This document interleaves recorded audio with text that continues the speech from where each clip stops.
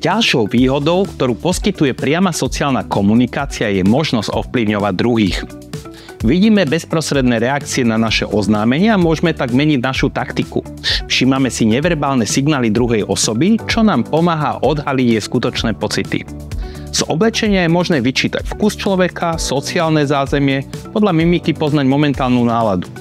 Ak je cieľom nejakej komunikácie dosiahnuť zmeny postoja, potom interpersonálna komunikácia je spravidla pre tento účel účinnejšia ako komunikácia masová. Komunikátor môže reagovať omnoho pružnejšie.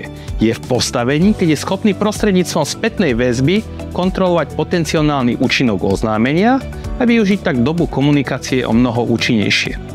Psychologické výskumy priniesli provokujúce zistenia, že na celkovom účinku komunikácie sa môže v takýchto chvíľach podieľať viac než 50% výraz tváre a pohyby tela a takmer 40% vokálne hlasové charakteristiky reči.